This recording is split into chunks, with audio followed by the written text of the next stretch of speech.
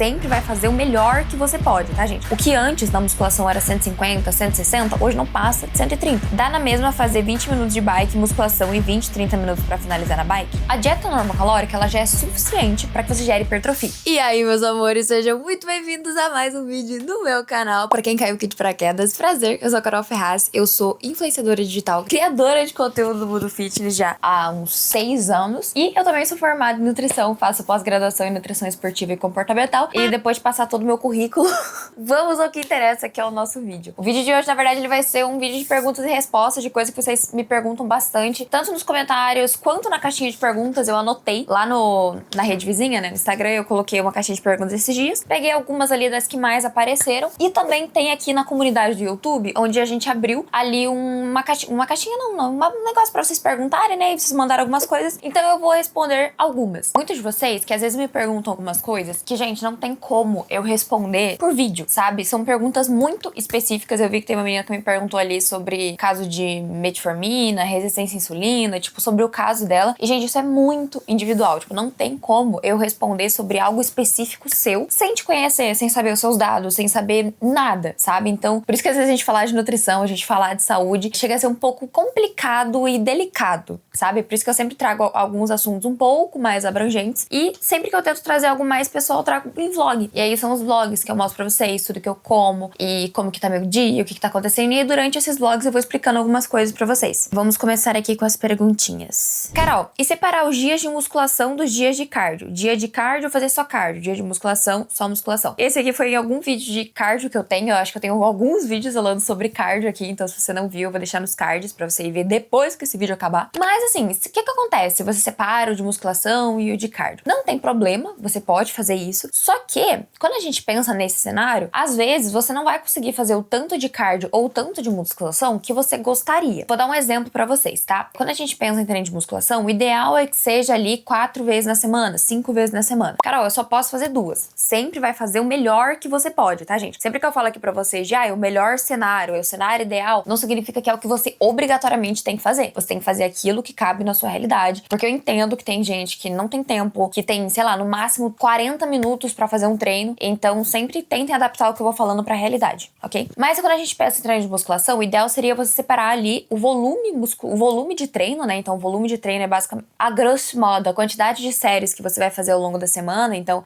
tanta série de quadríceps, tanta série de ombro, tanto, enfim. Por isso que é mais fácil dividir em 4, mínimo 4, né? De 4 a 5. E os cardio junto nesses dias. Porque quando a gente pensa em cardio, o mínimo seria 150 minutos de exercício aeróbico, né? De exercício cardiovascular, que é ali um cardio moderado. E aí que se você faz os 150 minutos de cardio, se você conseguir fazer 50 minutos de cardio 3 vezes na semana, você já faz os 150 minutos. E nos outros dias da semana conseguir fazer a musculação, perfeito. O que acontece é que daí talvez você não tenha um dia de descanso. Mas assim, você pode fazer. Eu, no meu caso, eu costumo fazer mais cardio. Eu faço uns 200 minutos por aí. E aí não tem como. Eu vou ter que fazer cardio no dia da musculação. Se bem que os meus treinos, eles estão todos bagunçados, porque agora eu comecei a correr. E a corrida é diferente de só um cardio. Aí comecei a fazer Hyrox também, que é um negócio que parece crossfit, mas não é crossfit. Então meus treinos estão todos bagunçados. Mas no próximo vídeo eu vou tentar trazer pra vocês como é que tá funcionando agora. Mas sim, me respondendo a pergunta, você pode fazer isso. Só se atenta a esses pontos que eu falei. Diva. Obrigada. E o HIIT? Os outros exercícios de cardio intervalado, tipo luta, é a mesma lógica? Então, o HIIT, que é um treinamento intervalado, ele vai ser um pouco diferente. Por quê? Porque você vai fazer uma potência muito grande, né? Então, durante um tempo, você vai subir bastante o seu batimento cardíaco e depois de um tempo, você vai baixar. Isso é ótimo para quem quer aumentar o VO2 máximo, né? Que é basicamente a quantidade de oxigênio que você vai usar ali por determinado tempo. Então, isso é ótimo. Por exemplo, agora eu tô fazendo bastante coisa de corrida e tem vários treinos intervalados que é para aumentar a potência na corrida. E com isso, eu tô sentindo que o meu batimento tá ficando completamente diferente. O que antes na musculação era 150, 160, hoje não passa de 130. Por quê? Porque eu tô melhorando a minha capacidade respiratória. Para isso, o HIIT acaba sendo muito bom. Agora, quando a gente pensa em adaptação metabólica, em uso da queima de gordura, né? Então, o seu corpo sempre vai usar gordura e carboidrato, sempre. Só que quando você tá num cardio moderado, que é aquele abaixo de 70% do seu VO2 máximo, a gente já tem um vídeo explicando um pouco mais sobre isso, que nem eu falei. Assiste aqui, depois você vai pra lá. Mas esse cardio moderado, ele vai ser um pouco melhor para usar a gordura como substrato, né? Então ele vai preferir usar gordura do que usar o carboidrato. Ele vai gerar mais adaptações metabólicas, né? Então você vai aumentar o número de mitocôndrias, que é basicamente a célula que faz a oxidação de gordura ali. Então quanto mais mitocôndrias você tem, melhor você oxida a sua gordura. Não necessariamente se você tiver mais mitocôndrias você vai gastar mais energia, tá? Mas você tendo, você oxida um pouco melhor. E o cardio nessa zona 2, ele faz isso. Mas você fazendo qualquer tipo de cardio, seja luta, seja corrida, seja o HIIT, enfim, tudo isso vai ser bom pra você. Uma coisa que eu tô com muita dificuldade agora é fazer cardio em zona 2. Que nem eu falei, eu tô fazendo Hyrox, que, nossa, meus batimentos vão lá em 170, 180. Eu tô correndo, então a corrida também sobe muito meus batimentos. E aí ficar na zona 2 ali na corrida é muito difícil ainda pra mim. Então eu tô sentindo uma certa dificuldade de manter os meus cardios assim. Só que ao mesmo tempo eu tô fazendo menos musculação. A gente tenta fazer os dois juntos. Tenho uma dúvida. Ultimamente eu tenho feito 30 minutos de escada, uma vez na semana. E durante os outros 5 dias eu vou a pé pro trabalho. 40 minutos pra ir e depois 40 pra voltar. Caramba. A minha dúvida é o seguinte, essa minha caminhada pro trabalho conta ou eu ainda poderia fazer o cardio da academia? Tenho muita dificuldade pra ganhar massa muscular. Bom, aí a gente entra em alguns pontos. Se eu fosse te falar o que é essa caminhada, não seria um cardio, não seria um aeróbico. Por quê? Toda atividade que a gente faz que não é programada, então digamos assim, você não vai fazer tantos minutos de escada, você não vai fazer tanto... É um negócio que você tem que fazer porque faz parte do trabalho, faz parte da sua vida. É a mesma coisa que, tipo, lavar a casa, passear com o cachorro. Enfim, coisas que você tem que fazer no dia a dia, tipo, gesticular. Tudo isso se chama NEAT, que é Non-Exercise Activity Thermogenesis, que é toda atividade física que o seu corpo vai gastar, que não necessariamente é programada, então não é o exercício. E o NEAT, ele compõe 15% do nosso gasto calórico total. Eu expliquei pra vocês isso no último vídeo, mas basicamente a gente tem a taxa metabólica basal, que é 70% do nosso gasto, que é tudo que o seu corpo usa pra sobreviver. 15% vem desse NEAT, que são essas atividades que não tem a ver com exercício físico. 10% vem do quanto o seu corpo gasta pra digerir os alimentos e só 5%, vem do exercício físico. Então, quando a gente pensa nisso, essa caminhada, ela entraria no NEAT. Então é um aumento de gasto calórico que você tem, vai aumentar o seu gasto calórico de qualquer forma, mas por que ele não entra no aeróbico? Porque o exercício aeróbico, a gente tem que controlar bastante a frequência cardíaca. Então é um trabalho que a gente vai fazer ali pra conseguir ir melhorando a sua frequência cardíaca, pra ir fortalecendo o seu coração, e por isso que eu digo que não entraria no aeróbico. Mas como você tem dificuldade de ganhar massa muscular, é preciso se atentar nas calorias. Então quanto que você vai comer, o que você vai comer, tudo isso, porque tá gerando um gasto calórico mais alto. E automaticamente, se você tem mais facilidade de perder peso, você vai gastar mais, você precisa comer mais. Mas isso não significa que você não tenha que fazer o cardio na academia. Acho até interessante que você faça. Mas sempre entrando naquele mérito, né, gente? Tipo, ai, Carol, eu não tenho tempo. Ai, eu não consigo. Cara, você já faz aí 80 minutos de atividade a mais todos os dias. Então fica em paz, fica tranquilo. A não ser que você sinta que aí tá começando a ganhar um pouco mais de gordura, alguma coisa assim. Aí eu acho interessante aumentar um pouquinho o cardio. Mas sempre lembrando, gente, que a musculação vem em primeiro lugar, tá? Dá na mesma fazer 20 minutos de bike, musculação e 20, 30 minutos pra finalizar na bike? Não. Voltando, se você prefere assim, faça assim. Mas a gente sempre tem que entender que o primeiro exercício, quando você chega na academia, é onde você mais tem energia pra treinar. Tanto que a ordem do seu treino também importa, tá? Óbvio que se você, ai, nossa, tá ocupada, não vou ter tempo de terminar, você pode trocar. Mas o ideal é que você siga sempre certinho. Por quê? O primeiro exercício é o que você mais tem energia. E depois, o seu glicogênio muscular vai baixando, a sua paciência também vai baixando. Então o ideal é que você comece pela musculação, porque a musculação ela sempre vai ser prioridade, porque é a musculação que vai fazer você emagrecer sem ficar flácida, a musculação vai te ajudar a construir mais músculo pra você gastar mais calorias com os músculos. Então eu sempre aconselho a fazer a musculação primeiro e depois você ir pro seu cardio. Ai, Carol, mas eu sinto melhor assim, eu faço bem assim, eu faço aqui. Continua, tá? Agora assim, se a gente for pensar no que é melhor, seria melhor a musculação antes. Tem uma pergunta enorme aqui que eu li por cima e eu adorei. Carol, uma dúvida. Dietas normocalóricas, ou seja, dietas com calorias pra sua manutenção, né? Tipo, se você gasta 2.000 calorias, você vai comer 2.000, nem acima nem abaixo. Pra fases assim, permitem ganhos de hipertrofia também, mesmo que reduzidos? Eu tô em cutting, na luta pra secar, mas sinceramente eu não queria passar por bulking depois porque eu sofro muito pra me controlar em cut. Então depois de chegar no meu objetivo, eu queria só manter. Eu vou estar satisfeito só com mini ganho se a dieta normocalórica proporcionar isso. Já tava pensando justamente nisso e chegou o seu vídeo.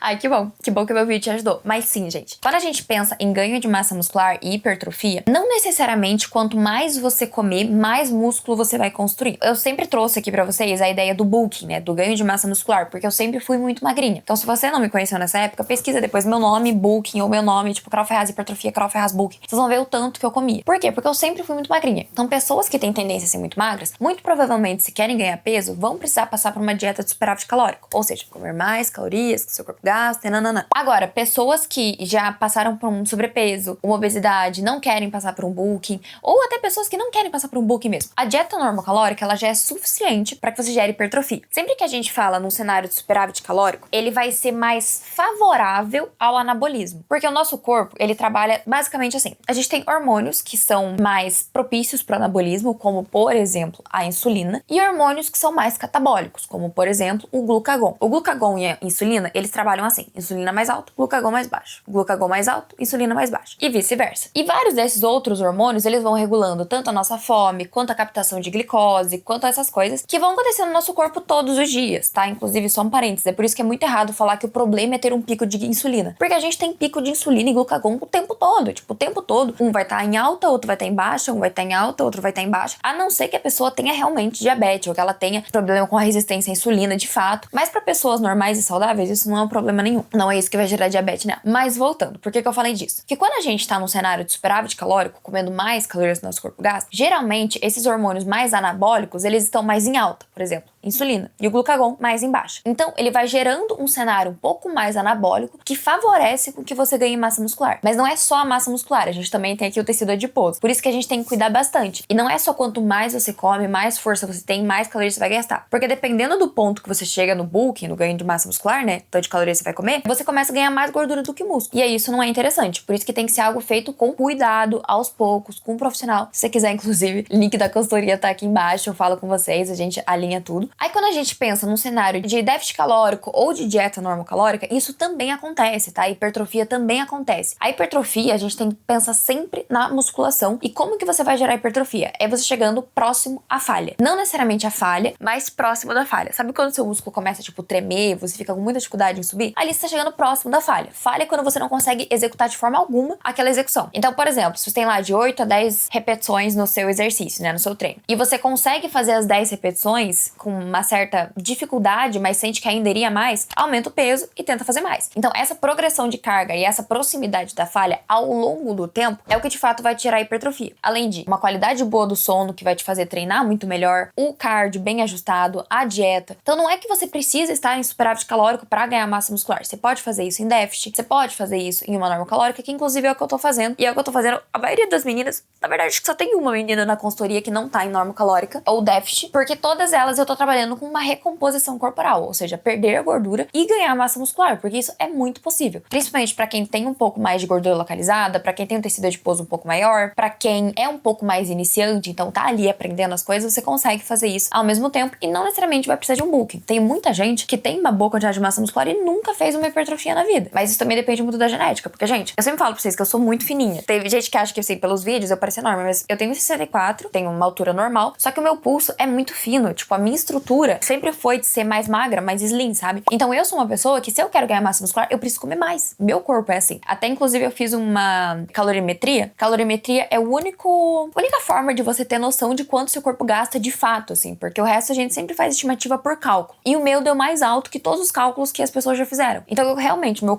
corpo gasta um pouco mais. E isso é genético, gente. Isso é meu. Sabe? E da mesma forma que tem pessoas que gastam menos, por exemplo, meu namorado, gente, ele é anabólico. Literalmente, tipo assim, ele ganha peso muito fácil, ele cresce fácil, ele tem mais peso fácil e eu não. É completamente o contrário. E não é só por falta de ele ser homem, né? Porque tem muitas mulheres que são assim também. Eu não sou muito de pingar. Pode ter alguma coisa errada? Não. É só o seu corpo. Aí aqui eu vou começar agora com as perguntinhas do Insta. Tá? Nossa, eu anotei, tipo, bem de qualquer jeito. Eu não anotei nem a pergunta, eu anotei só o tópico, porque é um conteúdo que eu quero trazer. Mas sobre carboidrato no pós-treino. Essa é uma coisa que eu quero trazer muito pra vocês, mais específico. Mas não existe a necessidade de você comer um carboidrato no pós-treino, nem uma proteína ali na hora. Quando a gente fala de janela anabólica, né?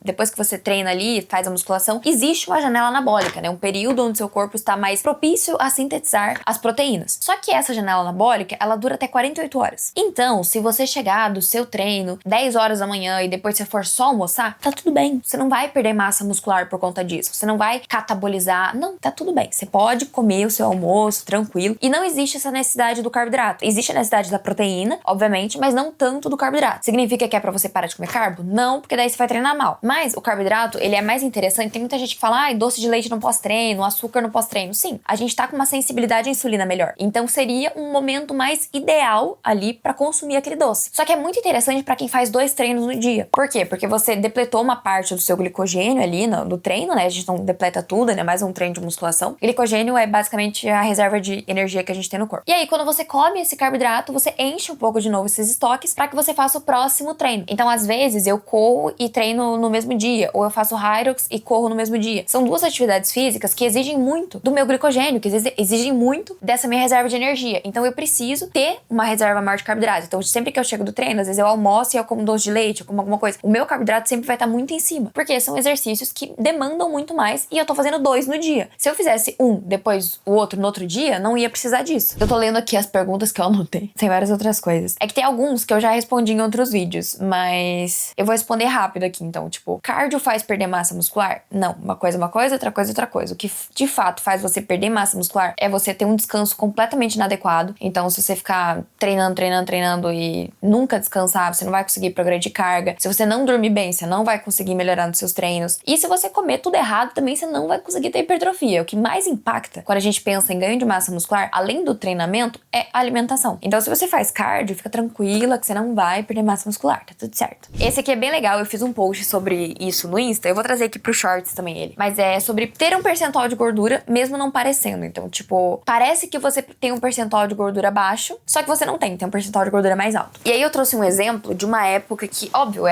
era mais nova, né? Eu devia ter ali meus 16 anos. Só que eu já tive transtorno alimentar, tá, gente? Então, era uma época que eu era muito magrinha e eu queria ficar emagrecendo cada vez mais. Eu queria perder mais gordura localizada e tudo isso. Então, eu treinava mal, eu comia mal, eu não conseguia construir massa muscular de fato. E o meu percentual de gordura, isso por bioimpedância, tá? Já vou falar pra vocês a diferença de bioimpedância e adipômetro, mas medido por bioimpedância, eu tinha 24% de gordura. A última vez que eu medi com bioimpedância foi em maio desse ano. A gente tá em junho, faz um mês. Pouco mais de um mês, na verdade, foi no comecinho de maio, eu tava com 22% de gordura. Só que a diferença é que antes eu tinha 45 quilos e hoje eu tenho 62. Então, de 45 quilos pra 62, além da diferença de tipo 45, 55, 7, 17 quilos, eu tenho um percentual de gordura mais baixo. Mas como que isso é possível? Porque muitas vezes os que as pessoas pensam, ai, nossa, eu preciso baixar meu percentual de gordura, né? Aquela pessoa que é visivelmente magra, você olha pra ela, é uma pessoa magra, não é uma pessoa obesa, não tem sobrepeso, não tem nada. Só que o percentual de gordura dela é muito alto. Por quê? Porque ela tem pouco músculo. A gente sempre fala, é percentual de gordura, percentual de gordura. É como se assim, pega essa garrafa aqui, tá? Essa garrafa. Digamos que tudo isso aqui é o corpo da pessoa. Só que ela tem isso aqui de massa muscular. E isso aqui é o que sobra pra gordura. Se ela mantém a quantidade de gordura e aumenta a massa muscular, o percentual, ou seja, a quantidade relativa de massa muscular pra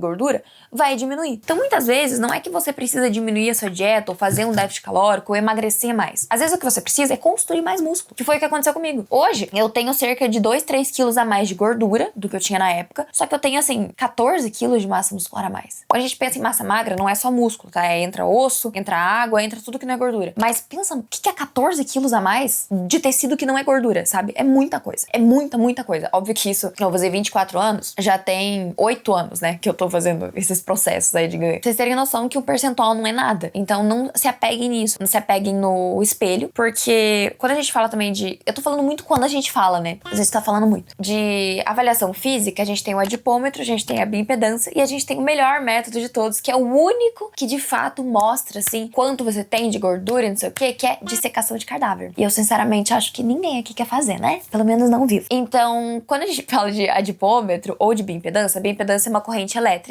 Eu acho que é corrente elétrica. Que passa no seu corpo e vai medindo ali os tecidos. Só que ela pode superestimar muito. Então ela pode dar um percentual de gordura muito mais alto, uma quantidade de músculo muito mais alta. E depende muito do tempo de preparo. Então você precisa fazer ela em jejum, sem tomar água, sem ter treinado, sem cafeína. E 99,9% das pessoas não fazem isso. E mesmo quando faz isso, dá errado. Então a bioimpedância a gente usa mais pra pessoas que são obesas e pra idosos. E nem é a bioimpedância que vocês conhecem, que é de segurar assim. É uma bioimpedância que aí você cola eletrodo na pessoa, assim. É bem bem diferente, sabe? Que é o que a gente faz em casa de repouso e essas coisas. Eu fiz bastante quando eu tava no estágio. Mas pra gente ter uma noção ali de desnutrição. Sempre que a gente fala de... Nossa, eu tô falando muito sempre que a gente fala, eu tô agoniado com esse vício de linguagem. Mas a avaliação física significa... A gente...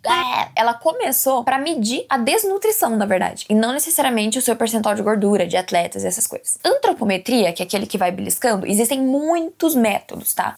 O mais conhecido é o Pollock 7 dobras, que você pega 7 dobras de um lado só do corpo, e aí faz uma estimativa de quanto a pessoa tem de gordura. Eu acho mais interessante o adipômetro, porque você consegue medir locais específicos e daí você vai seguindo por isso. Mas mesmo assim, não é extremamente fidedigno, porque são 7 dobras só. Como é que a gente vai saber 100% do que o corpo da pessoa tem com 7 dobras? Existem outros métodos de 3 dobras, 4 dobras, tem um que pega um monte de dobras, assim, que é um dos mais precisos, que é acho que é o Isaac, alguma coisa assim. Não vou lembrar agora o nome. Mas de qualquer forma, gente, o que mais eu olho é foto, espelho. Então sempre tirem fotos de biquíni de frente, ou de sunga, enfim, se for óbvio. De frente, de costas, de lado. Às vezes nem é pra nutri, pra nada, é pra você mesmo, pra você ir comparando. Sempre que eu peço pros pacientes fazerem isso, é muito melhor, é muito mais fácil. E ai, Carol, eu quero fazer uma avaliação física. Então beleza, faça sempre com a mesma pessoa, do mesmo jeito, no mesmo lugar, no mesmo horário. Porque daí as chances de darem diferença são mínimas. E aí você consegue ir acompanhando a sua evolução, mas de uma forma mais certa. Sempre que eu faço